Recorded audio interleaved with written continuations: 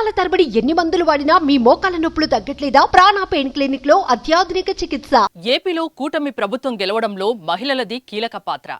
ఎప్పుడూ లేనంతగా మహిళలు ఈసారి ఓటు హక్కు వినియోగించుకున్నారు. మహిళలకు చంద్రబాబు ఇచ్చిన ఉచిత బస్ ప్రయాణం, 18 ఏళ్లు నిండిన వారికి నెలకు 1500 రూపాయలు, ఏడాదికి 3 ఉచిత గ్యాస్ సిలిండర్ వంటి హామీలు ప్రకటించడంతో అధిక సంఖ్యలో మహిళా ఓట్లు కూటమికే పడ్డాయి. ఇక చంద్రబాబు సీఎం అయ్యాక వారికి ఇచ్చిన హామీలను నెరవేర్చే పనిలో పడ్డారు.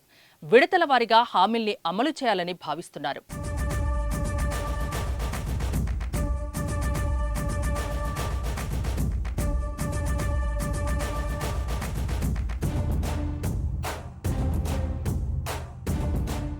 మహిళలు ఎంతగానో ఎదురుచూస్తున్న 3 ఉచిత గ్యాస్ సిలిండర్ పథకాన్ని కూడా త్వరగా ప్రజలకు అందించాలని సీఎం భావిస్తున్నట్టు తెలుస్తోంది.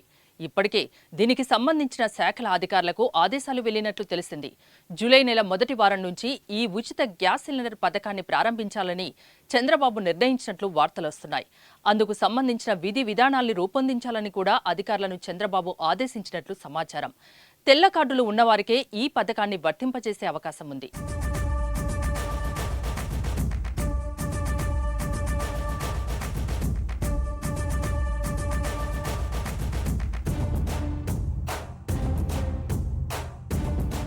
తెలంగాణలో మహాలక్ష్మి పథకం ద్వారా 500 రూపాయలకే గ్యాస్ సిలిండర్ను రేవంత్ రెడ్డి సర్కార్ అందిస్తోంది.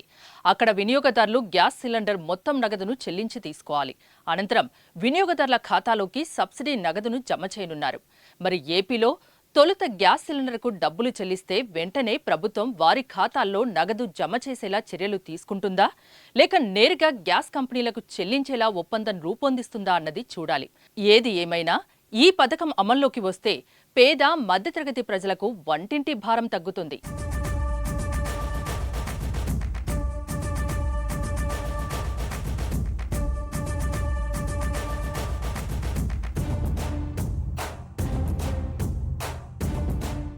సుమన్ టీవీలో మీ పర్సనల్ అండ్ బిజినెస్ ప్రమోషన్స్ కోసం కింది నెంబర్కి కాంటాక్ట్ చేయండి.